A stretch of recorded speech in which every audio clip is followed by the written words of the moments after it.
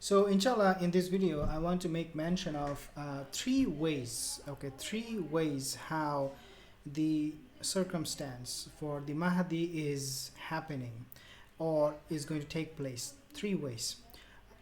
Before I mention to you these three ways, I want to make mention of this very important hadith. This is a Sahih hadith, and this is reported in Sunan Ibn Majah. Jabir bin Thamura, he mentioned this hadith, and I narrated this hadith before in this channel in my other videos.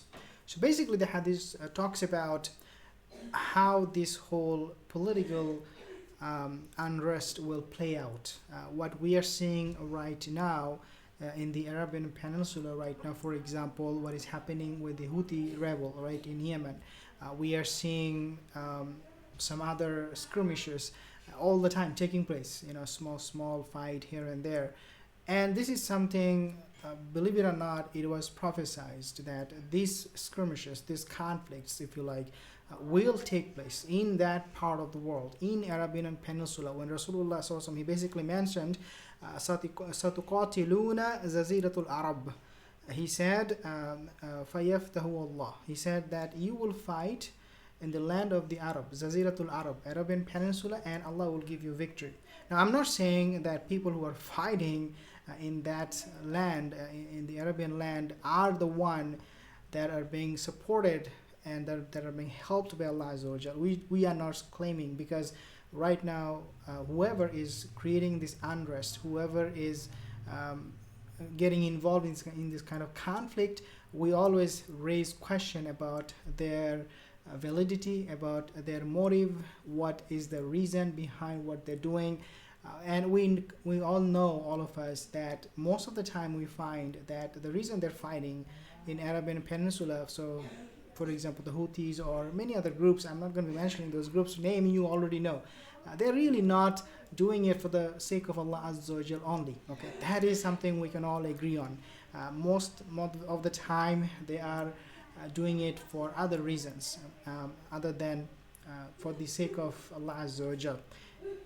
Now, this is something I want to make mention, because first of all, we need to establish that the problem in the Arabian Peninsula, Zaziratul Arab, is taking place. Yes, it is not being fought by the right group, but doesn't mean in the future the right group will not come.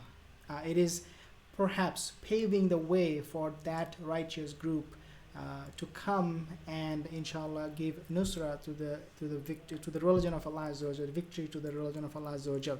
So what is the number one way we are saying the coming of the Mahdi is being facilitated, if you like, by the Saudi Arabia, the country Saudi Arabia, or countries in the Arabian Peninsulas, is by looking at the current geopolitics, how conflicts are taking place.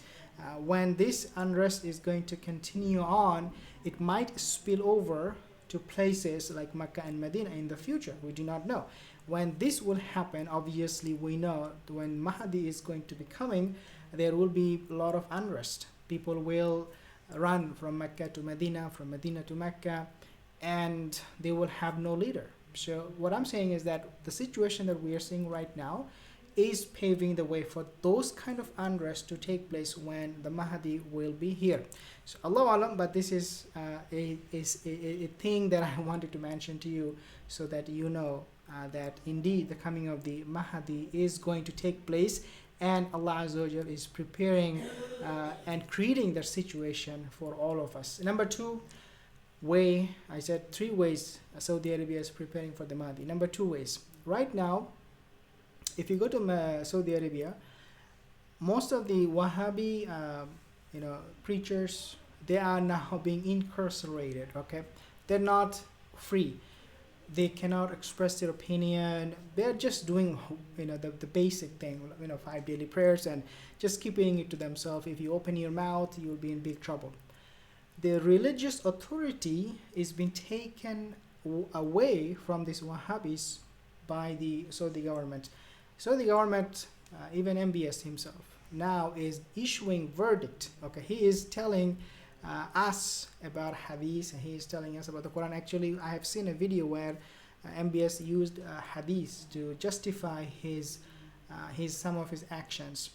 In other words, the government, they have taken over this religious school of thoughts, and they have sidelined these Wahhabi scholars, some followers of Wahhabism, and they're saying that you guys are not needed the way you were in the past. Now we have changed, and we're gonna reinterpret, if you like, or we are gonna interpret ourselves those hadiths. We do not need you.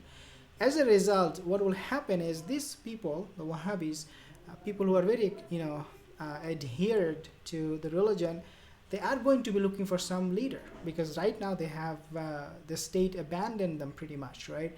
So they need some leader. They need somebody to show them way, to re-legitimize, if you like, their position, their presence in the country. And the only way they can do it is by who? By reviving the concept of Mahdi. So they might bring, what I'm trying to say, they might one day, show up in Mecca and say, this is our Mahdi, and that so the government, they need to accept him as the religious authority. So the kingdom, the king or the crown prince can no longer deny that this is the guy, this is our guy, the Mahdi that was promised by Rasulullah SAW. So these people are ready for the Mahdi. These people in the past, they were not. They did not think about Mahdi the way perhaps they're thinking right now, because now they need somebody to guide them, to show them, right? This is another very important and interesting point that I wanted to also mention. And number three reason, or number three way how Saudi Arabia is being prepared for the Mahdi is because Saudi Arabia right now, they're giving adrenaline rush to the young population, and giving them a new lifestyle. They can do whatever they want, pretty much like a lot of things they were prohibited before, but now it is okay, you can do. So this young generation that Saudi Arabia is giving all of this freedom, they may not be able to maintain their lifestyle the way they are doing right now. Right now they have oil money, and they are going to go to concerts, they're going to go to parties, spend money, remain extravagant in how they manage their financial situation, and not care much about how to make money, because the country is very, very rich. They all have always all the time food on the table. But after, or when the oil is about to run out, this adrenaline rush, right, is going to disappear, and the young people will find themselves all of a sudden without that drug.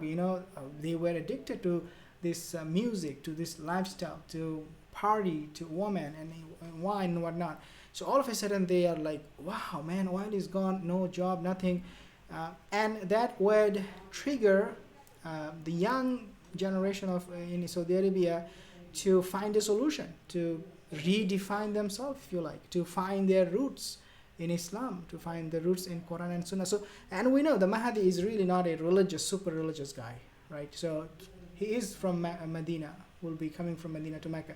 So Mahdi is enjoying his life right now, as so the government is wanting them to enjoy. And then all of a sudden he will see, well, you know what, I cannot enjoy my life anymore, and that situation is getting worse. Religious authorities like the Wahhabis, they're behind bars. We have problem with the Houthis, and people are coming to attack us. So at one point, if Mahdi is among them at that time of change or revolution, then obviously he is going to be somebody who will be rectified by Allah Azza wa Jal, and Allah Azza wa Jal will not humiliate the ummah, rather he will honor the ummah by bringing out Mahdi from all of this chaotic situation. And then we will find our Mahdi, the one that we're waiting from among those young generation who are now, right now as we speak, enjoying their life to the fullest. Everything is halal, you can do whatever you want pretty much.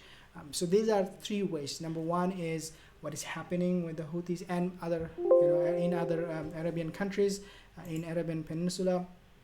Number two, the Wahhabi, the religious scholars, the religious authorities, they lost their ground.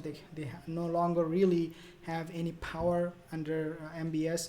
And number three reason, which is also very, very important, is that this young generation that we see in Saudi Arabia, they are probably gonna one day realize that they cannot really maintain the same lifestyle that they're maintaining at the moment, and kind of become awakened, oak culture, what they call in the Western country, oak culture, and then they will wake up and they're like, and probably at that time, as I said, Mahdi might be among them. So there's some of the ways I see how Saudi Arabia is being prepared by Allah for the coming of the Mahdi, for the end of time.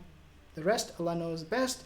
Jazakallah khair. Assalamu alaikum wa rahmatullahi wa barakatuh.